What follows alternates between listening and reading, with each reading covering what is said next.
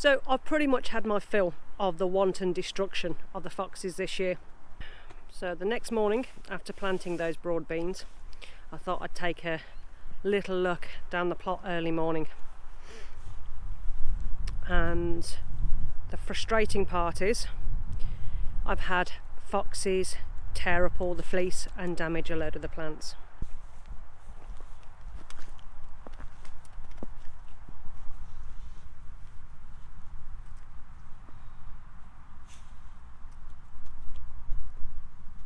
And yes, before anybody says, I know it's nature, I know they're looking for food, but this year we're hit so hard with fox damage. Anything that we haven't fully netted over or covered with heavy slabs has just been dug up. I've lost trees, I've lost fruit bushes,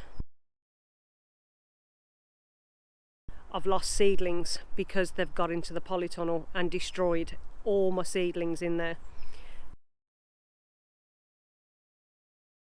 They've wasted loads and loads of compost, either by digging it up and spreading it all over the wood chip, or they've literally had a field day on compost bags. So headed down to the allotment this afternoon, and it's a really nice sunny day. But this was a compost bag that we'd left out, and this is what the foxes have done. I've never known it like this before. The foxes this year are just attacking anything with any compost whatsoever. Now the bag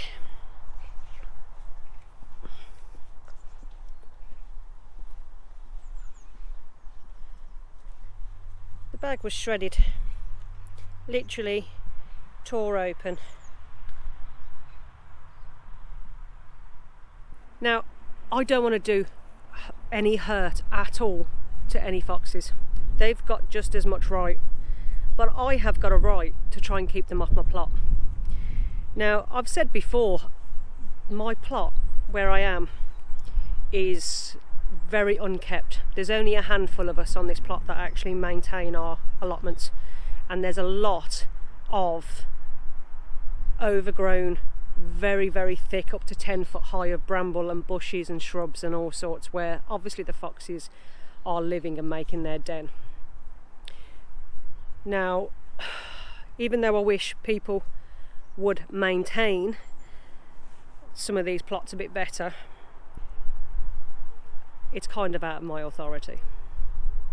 So we're going to have to come up with a way to actually deal with this. Now, we have started putting a pallet fence around our perimeter, but also I'm aware that foxes can jump and climb great heights. So what we're intending on doing, we put in posts every so often, and we're going to actually put chicken wire along all the top, along the whole perimeter of the fence. We've still got to finish the top half with pallets.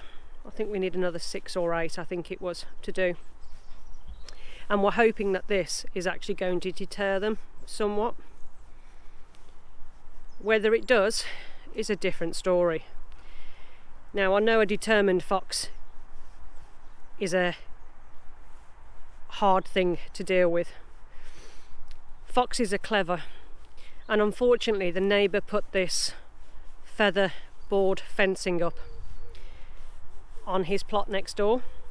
It looks nice enough, but the posts aren't that actually strong, and I was sat down here the other day and I just watched a fox literally jump over it in one bound. And we can't really do much with this side, but we've seen foxes coming in from this area. So the thought had crossed my mind to put in a low voltage electric fence. Now, we've kept chickens in the past and we had to do this. It's just enough of a shock to deter the fox from getting to where you don't want it to be. But it's another expense. But to be honest, with everything that we've lost so far, it will probably be worth our while. Now, I don't really want to use spikes on top of the fence, and I don't want to use poisons or anything in that way, but I think I do want them off my plot. There is enough ground here for the foxes to find all the food that they need. They don't have to be on our plot. So I've used different things to try and deter them so far. I've used a chili and garlic mix and sprayed that about. Now, I found the container with teeth marks in, where they'd picked it up off the floor and ran away with it. And with the teeth marks, left loads of holes in the bottle, so they must have had a mouthful of chili. But obviously, they keep coming back. So what's your thoughts on foxes? I love to see foxes in the wild. I love to see them. I can't keep having this amount of destruction on our plot. It's just not feasible. So I don't know what else to try. I've tried different urines, I've tried all that kind of stuff. I don't really want to spend money on an electrical device. We have no power down here. And using a water sprayer or something like that, an automatic water sprayer, I don't think it would work as well with solar panels. And then it's the cost of setting it all up. But we need to come up with a plan. You guys got any ideas? It's getting to the stage where we're going to have to cover everything all year round. And I really don't want to do that. It looks awful when you cover all your beds with hard netting and you're protecting everything. You don't get to see the full beauty of your plot. This is where me and my husband have been having disagreements about. I hate to see all this netting on the plot. When necessary, yes, completely get it. Certain times of the year when butterflies, cabbage whites are laying their eggs, when certain pests are more prevalent. But through most of the growing through all of the growing season and all of the winter months, I hate it. So what can I do? Well, we're going to finish the fence and add the chicken wire around the top. This may deter to some degree, but I've still got the issue of next door's lower fence, and I can't add anything to that.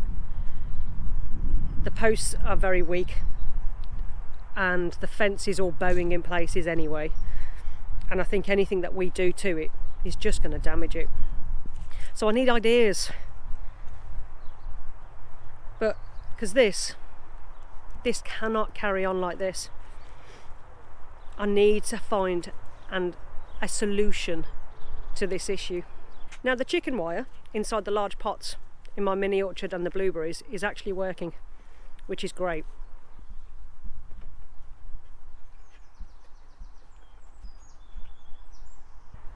But I can't feasibly put chicken wire over the beds. I mean, I could, but I don't know what would look worse, the netting or chicken wire. Now, our plan was to have chickens down here.